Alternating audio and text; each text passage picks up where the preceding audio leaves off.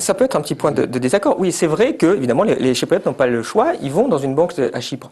Enfin, ils ont le choix d'élire des députés qui expliquent que la banque, ça dépasse pas le PIB, qui expliquent qu'une banque chypriote, elle n'est pas faite pour aller prêter des sommes folles à la Grèce. Enfin, on peut mettre de la raison là-dedans et transformer les banques dans un modèle beaucoup plus sain. Non, non, non. Là, j'ai lu ton papier, Olivier, et j'ai vu la conclusion et j'étais vraiment pas d'accord avec. Non, là, on ne peut pas dire une chose pareille pour des raisons qui sont extrêmement profondes. Je crois que c'est faire fi de, si tu veux, du fait absolument massif de la division du travail politique, qui est la scission entre les gouvernants et les gouvernés et la dépossession complète des gouvernés.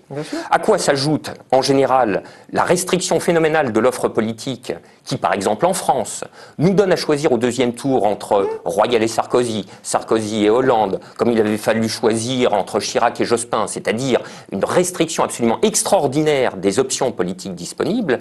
Donc le peuple vit douloureusement sa condition de dépossédé, les choses se passent au loin de lui, il n'a pas prise sur ces choses qui sont faites prétendument en son nom, et à mon avis, on ne peut en aucun cas les tenir pour porteur d'une responsabilité politique en cette matière.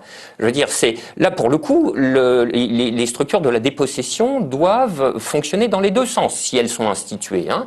Les privilèges aux gouvernants, très bien, mais alors la responsabilité pour eux.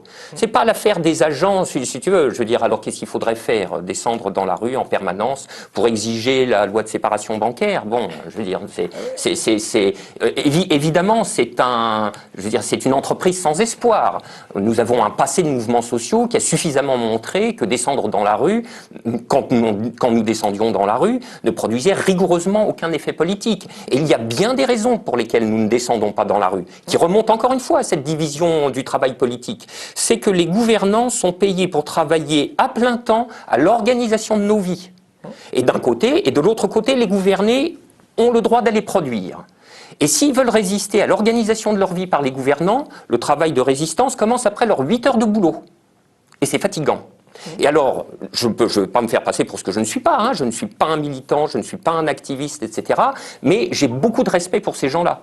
Et je sais de connaissance indirecte ce que ça leur coûte de fatigue, d'énergie, de vie familiale foutue en l'air, etc. Précisément parce que lorsque les gouvernants ont fini leur travail de 8 heures pour organiser nos vies, ils rentrent chez eux et ils regardent la télé et ils dorment. Alors que pour les autres, c'est là que ça commence. Ah oui, alors il y a les... vaste question. Il y a les syndicats avec des permanents. Mais quel jeu jouent les syndicats? Ça serait encore une vaste question. Quel jeu ont-ils joué, par exemple, dans la réforme des retraites en 2010 ? Moi, mon interprétation, ça serait plutôt qu'ils ont concouru et même planifié de faire perdre le mouvement dans les sables. Voilà, quel jeu ont-ils joué pendant les grandes manifestations de 2009, là alors que la crise financière était toute proche et que, pour reprendre une expression d'Obama, entre les banquiers et les fourches, il n'y avait plus que les gouvernants. Alors ça nous éloignerait un peu du sujet. Oui, ça nous éloigne un peu du sujet. Ça nous éloigne un peu du sujet, mais c'est intéressant. Juste une question, quel aurait été l'intérêt des syndicats français à planifier de faire perdre le mouvement dans les sables? Quel est leur intérêt objectif? Je pense que ce sont des éléments d'un système institutionnel général. Quand je dis les syndicats, je fais très nettement la différence entre les confédérations et les bases syndicales, qui, elles, se battent comme des beaux diables, etc. Alors même les confédérations? Mais les confédérations sont devenues des éléments de bureaucratie institutionnelle totalement enquistés dans le système et qui passent les pires compromis de la Terre. La preuve en est que, je veux dire, il y a des mouvements, il y a eu depuis 2009 des mouvements sociaux avec une énergie colérique qui était tout à fait considérable et dont rigoureusement rien n'a été fait. Alors voilà, l'itinéraire sur lequel s'évaporent ces énergies est bien connu, c'est République-Nation, où il ne se passe rien.